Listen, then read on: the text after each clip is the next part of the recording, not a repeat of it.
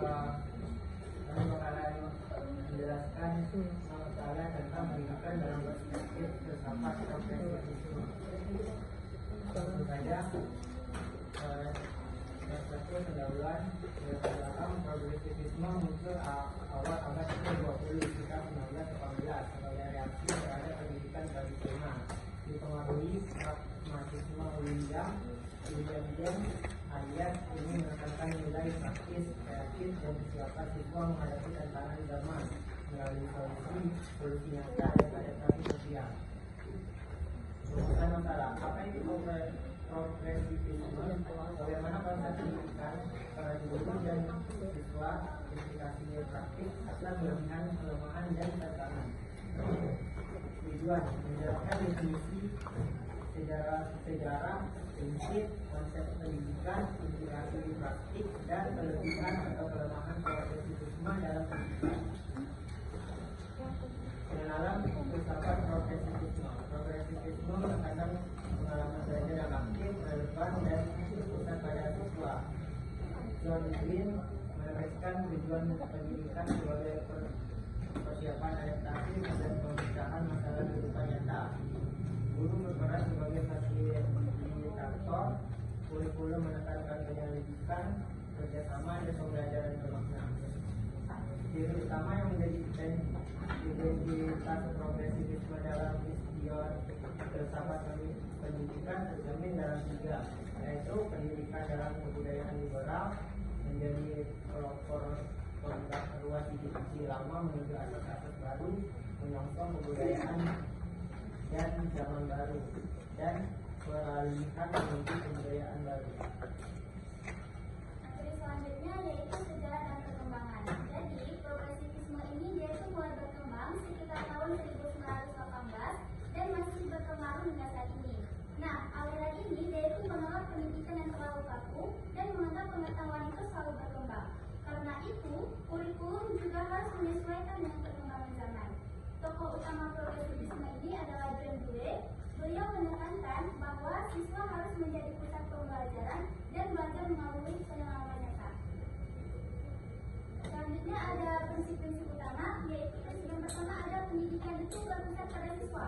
Artinya dalam progresivisme, kebutuhan, minat, dan pengalaman siswa itu menjadi dasar pembelajaran, yang dimana guru itu harus memahami apa yang dibutuhkan siswa agar pembelajaran itu bermakna. Prinsip yang kedua ada pengembangan berpikir kritis. Artinya di sini itu siswa itu dilatih untuk berpikir, menganalisis, dan memecahkan masalah. Jadi siswa itu bukan hanya untuk menghafalkan materi saja. Prinsip selanjutnya adalah pembelajaran berbasis pengalaman. Konsepnya adalah learning by doing atau belajar sambil melakukan, misalnya melalui eksperimen, praktik langsung, atau proyek. Prinsip selanjutnya adalah pendidikan demokratis. Artinya di sini siswa itu diberikan kesempatan untuk berdiskusi, menyampaikan pendapat, dan ikut mengambil keputusan sehingga mereka itu belajar untuk bertanggung jawab. Selanjutnya ada aspek-aspek filosofis. Nah, dalam progresivisme terdapat 3 aspek filsafat penting.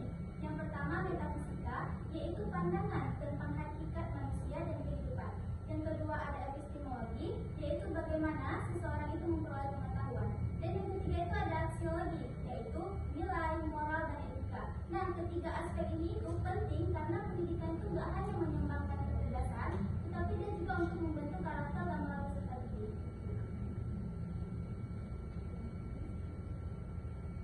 Nah, selanjutnya yaitu konsep pendidikan dalam perspektif filsafat progresivisme. Nah, yang pertama teman-teman yaitu peran guru dan siswa. Nah, dalam progresivisme siswa menjadi pusat pembelajaran, yang dimana siswa itu tidak hanya menerima informasi, tetapi aktif mencari, menemukan, dan membangun pengetahuan melalui pengalaman. Nah, sedangkan guru berperan sebagai fasilitator, pembimbing, dan motivator yang membantu siswa mengembangkan kemampuan berpikir kritis, kreatif, serta memecahkan masalah. Yang kedua ada kurikulum dan pembelajaran. Nah, kurikulum progresivisme bersifat fleksibel dan disesuaikan dengan kebutuhan serta minat siswa. Pembelajaran dikaitkan dengan kehidupan nyata sehingga lebih bermakna. Konsep ini sejalan dengan kurikulum merdeka yang memberikan kebebasan kepada peserta didik untuk mengeksplorasi Selanjutnya ada pengembangan potensi individual. Setiap siswa memiliki bakat, minat, dan kemampuan yang berbeda-beda. Oleh karena itu, pendidikan harus membantu mengembangkan potensi tersebut yang dimiliki oleh peserta didik. Nah, tujuan di sini adalah untuk membentuk siswa-siswa yang tadi mencetak generasi yang kreatif, mandiri, mampu berpikir kritis, serta siap menghadapi perubahan sosial dan perkembangan zaman. Selanjutnya ada pembelajaran berbasis pengalaman. Nah, di sini progresivisme menerapkan prinsip learning by doing atau belajar melalui praktek langsung, yang mana siswa memperoleh pengetahuan melalui kegiatan seperti eksperimen, observasi, proyek, dan pengalaman nyata, sehingga konsep yang dipelajari itu lebih mudah dipahami ataupun diingat. Selanjutnya ada pendidikan demokratis. Nah, pendidikan progresivisme memberikan kebebasan kepada seluruh siswa untuk mengemukakan pendapat, berdiskusi, dan bekerja sama. Lingkungan belajar yang demokratis ini bisa membantu siswa untuk belajar menghargai perbedaan tanggung jawab serta sikap toleransinya. Nah, selanjutnya implikasi filsafat progresivisme dalam praktik pendidikan. Yang pertama itu ada bagian metode pembelajaran.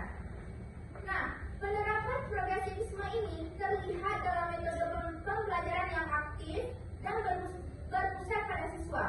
Beberapa metode yang digunakan antara lain pembelajaran aktif, pembelajaran berbasis proyek, pembelajaran berbasis masalah yaitu problem based learning, penelitian ilmiah sederhana. Metode ini membantu siswa untuk lebih kreatif, mandiri, dan terlibat langsung dalam proses belajar. Selanjutnya ada evaluasi. Nah, evaluasi dalam progresivisme tidak hanya melihat nilai akhir, tetapi juga memperhatikan proses dalam pembelajaran. Penilaian dilakukan melalui observasi, portofolio, proyek, presentasi. Dengan cara ini, maka perkembangan siswa dapat dinilai secara lebih menyeluruh. Yang terakhir ada implementasi di sekolah. Nah, dalam praktiknya, siswa aktif berdiskusi, bekerja kelompok, melakukan eksplorasi lingkungan, dan menyampaikan pendapat. Guru menciptakan suasana belajar yang demokratis dan interaktif, sehingga siswa lebih kreatif, mandiri, serta memiliki kemampuan berpikir yang lebih kritis dan baik. Nah, selanjutnya yaitu ada kelebihan, kelemahan, dan tantangannya. Yang pertama kita akan membahas yaitu kelebihan. Nah, di sini fleksibel terhadap perubahan, yang dimana bisa mendorong kreativitas, kebebasan, dan pengembangan potensi individu. Yang dimana di sini bisa untuk mempersiapkan generasi ke depan yang lebih adaptif dan produktif. Nah, ada juga kelemahannya. Yang pertama bisa untuk mengabaikan kebutuhan sosial ataupun kelompok karena bergantung pada minat siswa. Potensi kurangnya arah dan tanggung jawab jika bimbingannya yang lemah. Ada juga tantangannya, kesiapan siswa untuk mandiri, tuntutan kompetensi guru, pengolahan kelas dinamis, dan menyesuaikan terhadap kurikulum formal serta alat penyampaian. Perkenalkan, saya Jinan Safiasi. Jadi saya ingin bertanya, jika sekolah menerapkan progresisme secara penuh, apakah ada risiko menurunnya standar akademik nasional karena kurikulum menjadi lebih fleksibel?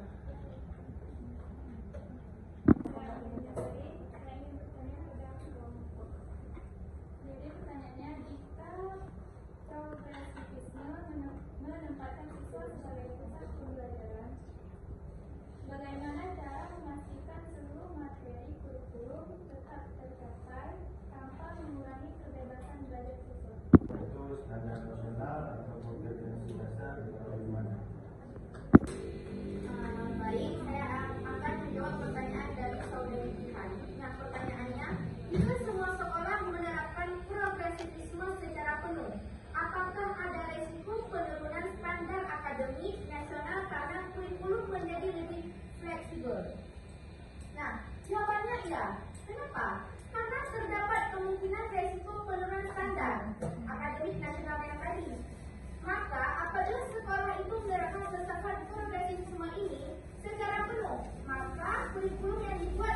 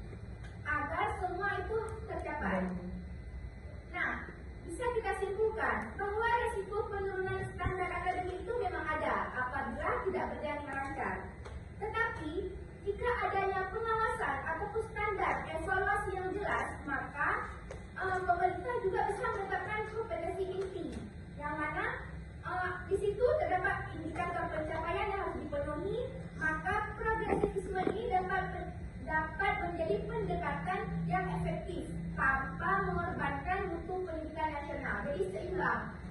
Maka